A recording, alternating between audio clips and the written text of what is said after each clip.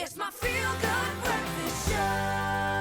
Oh yes, welcome back from Zanzi, your Feel Good Breakfast show opening up on S3. And again, it is Human Rights Day. And one thing that I'm proud of is the fact that Absa are recognizing that financial inclusion is a fundamental human right. Now with the right support and financial gaps, I think everything can be transformed into opportunities for growth as well as success. And I think this is the exact sentiment that Ayanda got to share with the Absa team. Let's take a look for more.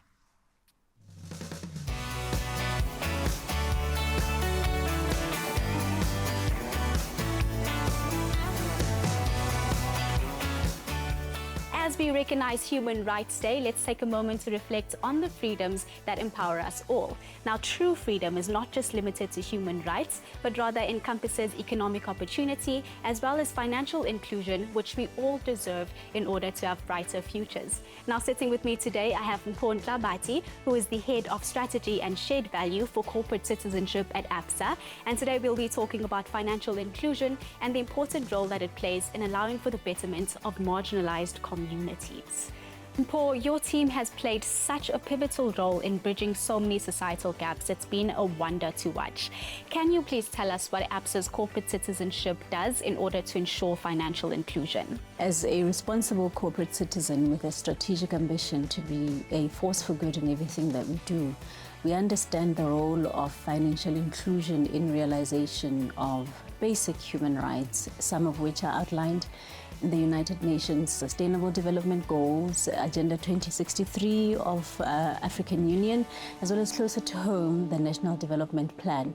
And we wanted to position ourselves to enable our stakeholders in all of the markets where we operate to be able to access those through financial inclusion. Now let's really get into the crux of it.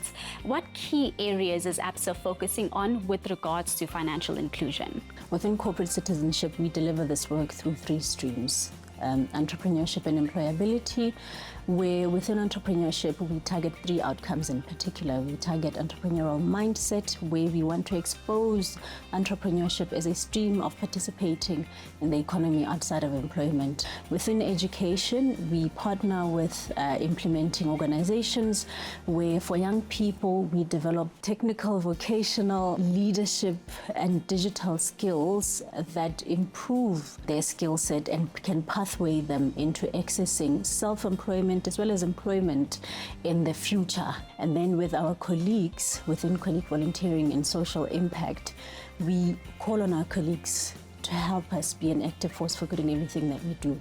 We understand that they are community members and we leverage their skills, passion, as well as proximity to communities to say that what are the things that are needed in communities and how can you help us? We enable them through matched funding, volunteering grants, as well as other governance support for them to be able to exercise this work. I love that there's so much talk on developing the youth. We all know that in order for us to be better later on, we have to invest in the future.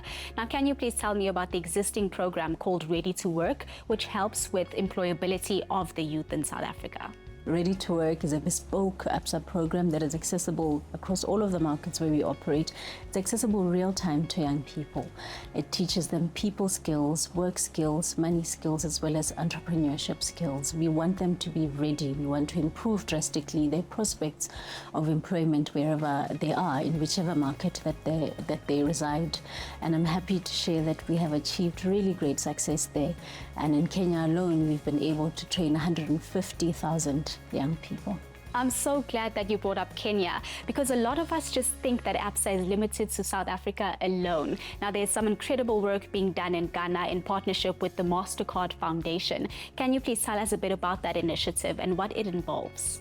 I'm excited to share that on this project to date, we have been able to train 6,700 SMEs and created 24,919 jobs. There is so much work being done, and I mean, one thing I love about Absa is that every single person is included. And after hearing these big figures, I almost sound silly to ask, but what other innovations has Absa come up with to ensure financial inclusion and youth employability? So we came into the market in 2023 and said that we want to be the bank of the entrepreneur. That was because we understood the role of entrepreneurship in development and growth of economies and countries, as well as individuals, enabling them them to access economic opportunities. And to enable that, we developed 2 products geared at young people and women. Emerging entrepreneur and She Thrives, respectively. To mention a few benefits of these products, it's that they offer a 6-month waiver of monthly fees to the holders. They offer a cash flow manager. They offer up to 35% off in short-term insurance and up to 5 million in unsecured lending. Paul, thank you so much for your time. I can tell you that as a person of the youth myself, I'll be taking a deep dive into everything that we just spoke about today. Now, at the heart of Human Rights Day is the belief that everybody deserves the tools that they can get to ensure a brighter future. And financial inclusion plays a key role in that, and Absa is putting that in the forefront.